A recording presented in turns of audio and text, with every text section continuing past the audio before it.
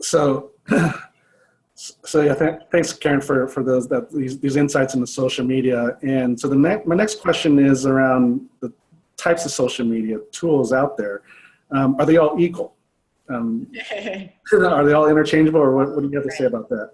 Yeah, so I get this question a lot. And again, going back to my strategy, it is actually important to understand which media, right, source is going to be the most effective to get in front of your target market. So if you can look at social media the same way, like some target market may be perfect to use radio, some it may be perfect to use magazines, some it might be perfect to use social media, but then even within the social media channels, you have to understand which demographics is using those particular tools. So they are not all created equal. I had a woman that hired me to help increase her sales using social media, and she sold directly to doctors. And I said, the only tool you really need to be on right now is LinkedIn, because doctors aren't on Facebook. They may be tweeting, but that's going to be in the social world. They don't use social media tools from a professional perspective. So we put a strategy together and just used LinkedIn to get her in front of those particular doctors. So it's important to understand. I get a lot of times people will say, what about Snapchat? Have you used Snapchat? I don't use Snapchat because I have not had a customer yet that has the need to get a product or service in front of a demographic that's so young. The Snapchat is definitely a much younger demographics, and it's also really truly right now the traditional sense of social. It's just being used for social. The audience and the community in there doesn't expect to see anything being sold to them. They don't want to be sold to. They're not expecting to be pitched to. So until that happens, you're not going to be effective or successful. Like, it's sort of how Instagram started out, and then Facebook bought them.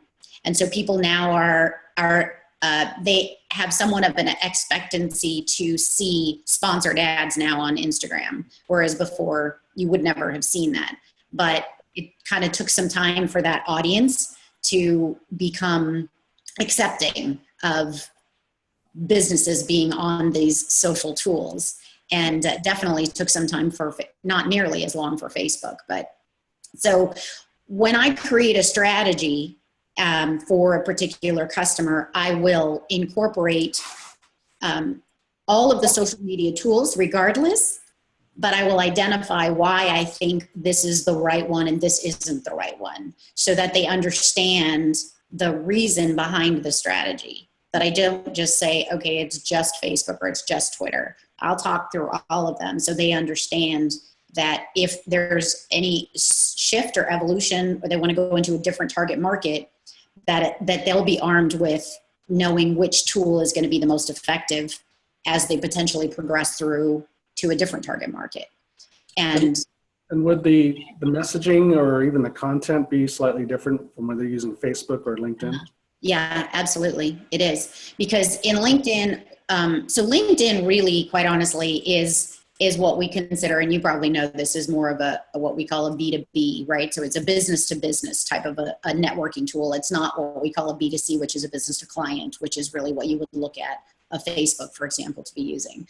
So the strategy, the most effective strategy and best way to use LinkedIn is look at that as the tool that will allow you to create a professional relationship and connection with a professional that has the same customer base as you. So who are your referral partners, your power partners, right, in the networking world? If you're a real estate agent, you probably want to be looking at escrow officers, inspectors, mortgage lenders, the ones that are going to be in your sphere of influence, right? And reach out to them to say, I'd love to get to know you better because I think my clients can use your business, as opposed to, we tend to reach out saying, how can you help me, right? And it can be tremendously powerful.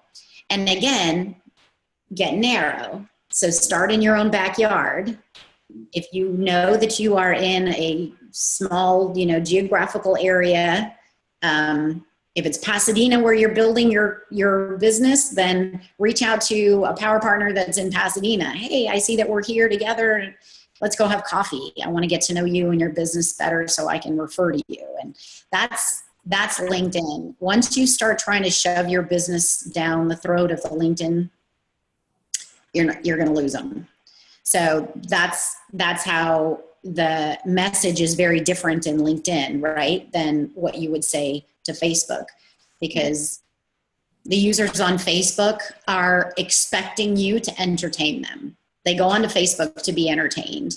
They want to see pictures. They want to see videos. They want to see things funny, sad, commentaries, politics, whatever. I mean, pictures of your meal, right? Yeah.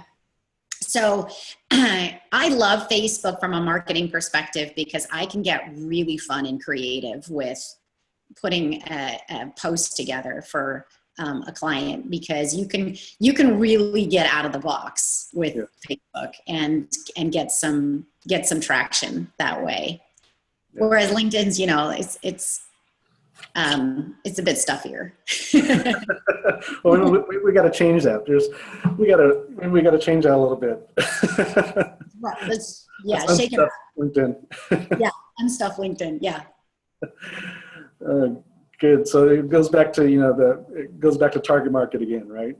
Yeah, it does. Strategy, target market. Everything goes back to target market. So understanding that, and then you're talking about LinkedIn, not just the messaging, but even the intent of communicating to the people on LinkedIn versus the intent of how you communicate to people on Facebook. Absolutely. So I think those are two crucial points people need to take away. Yeah.